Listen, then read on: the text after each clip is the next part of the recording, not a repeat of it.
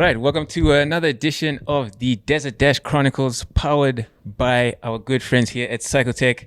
My name is Hende. I'm one half of the Nedbank Mountain Climbers, and I'm joined here by my experienced teammate PJ.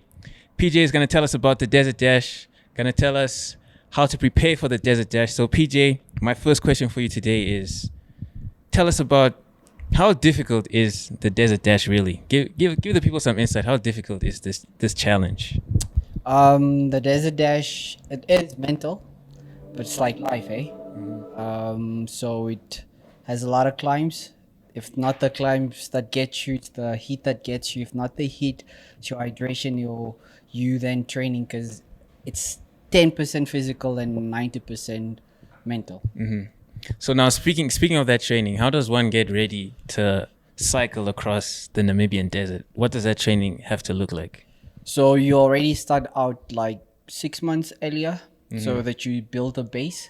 Because dash is not really based on speed or that, so you want to then already start building base in the beginning. That is you doing long rides. So you start off with a 40-kilometer ride, then you increase it to 60, to 80, 100, and then you keep going up. Like you do a 3-week cycle where you build up, and then the fourth week you taper down where you bring the intensity and endurance down, and then you start over again. So now we're about 2-3 weeks away from the dash. What should the training for the dash look like as we stand here today? So we have last I think the last 2 weeks now. We just have last touches to do. Maybe one final endurance ride that is upcoming now this weekend, and then tapering into the dash. So we already start decreasing our distance and just the efforts that we're doing. Now you said it's a lot of it is mental.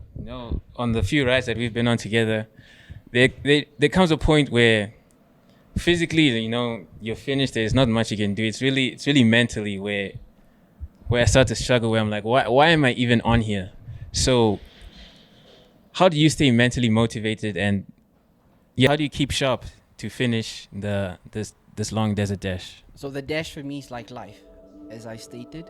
In life, sometimes you start off with having a purpose, a vision, a goal, but then when the going gets tough, you have to break it down. Again, during the dash, it gets mental, yes.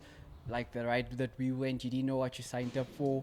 We came, you were all excited, and I was like, all right. Then the hills were coming, and you thought the hills were done, and they just kept coming. It never ended. Exactly. So it comes to preparation is very key. That is number one. Number two, I saw you are not well equipped in terms of nutrition, which is number two. It's like driving a car. You can't drive your car at full throttle without having petrol, because then if the petrol runs out, and then you're also doomed because you cannot go any further. So nutrition is partially a big key element. But yeah, so when the going gets tough, again, remind yourself.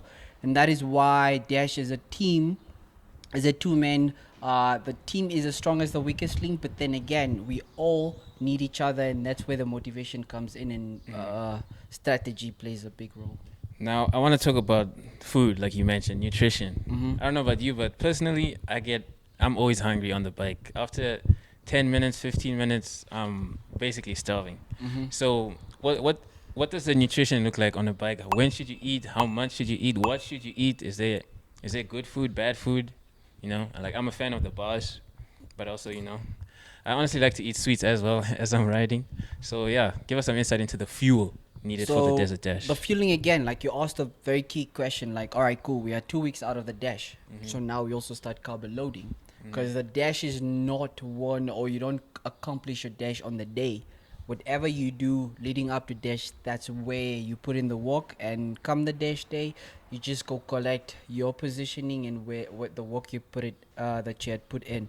So with nutrition, I'm a firm believer. I love my oats. Oats have never let me down. Like jungle oats? Jungle oats, Yeah. yes. I like my jungle oats. I'll always cook that. If like for the dash, I'll eat it 2 hours before, because it sits well in the tummy. It's gut friendly, and then always trust my bananas. I always carry those.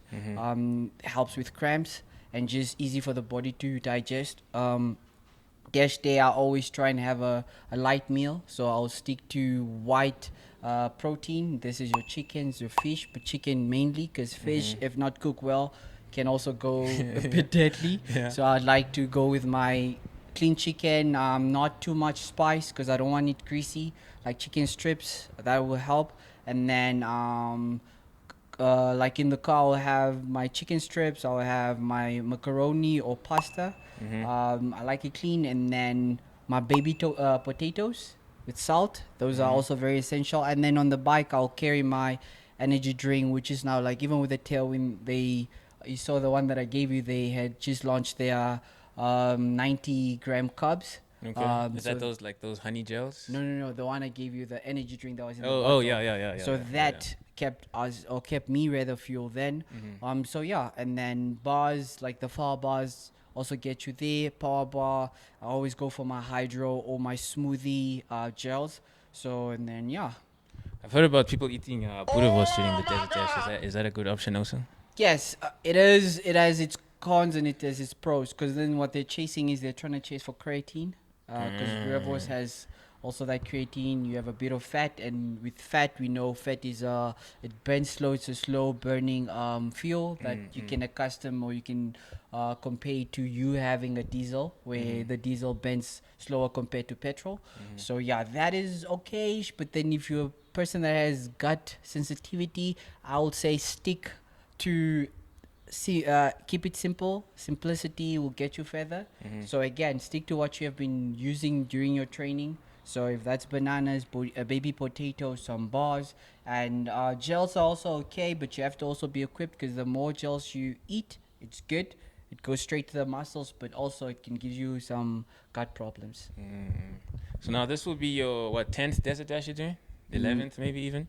Yeah, around about that. I stopped counting. What's the biggest lesson you have for a first timer such as myself, or biggest piece of advice? So again, I always refer dash to life. Take your pace. Yes, certain people go fast, pass you, riding, chasing, whatever they're chasing. Again, we're going to have a strategy that we're going to break it down. Like, this is the speed we can do when we're feeling good till this 10 point, because then we also have a time that we want to finish in. And then again, pacing is super, super crucial. Eat as much as you can on the bike. After every 20 minutes, whether you're feeling hungry or not, eat. And then yeah, so for you as a first timer, enjoy the view, enjoy the experience. Don't be pushed, don't be bullied. Ride your own pace, and just remember you have already done the walk. So at that moment, it's just for you to push. So last question, what's your favorite part of the dash? My favorite part of the dash is always the view. The view, especially when going up the Quiz Pass and just descending into the Quisab River. That's a beautiful one.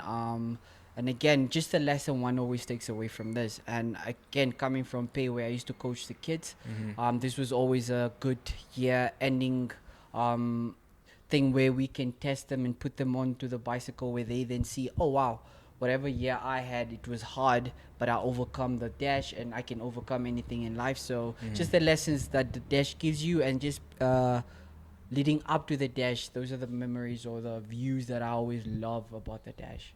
Awesome. All right, PJ, that's all we have for today. This has been another edition of the Desert Dash Chronicles, brought to you by our good friends at Cycletec.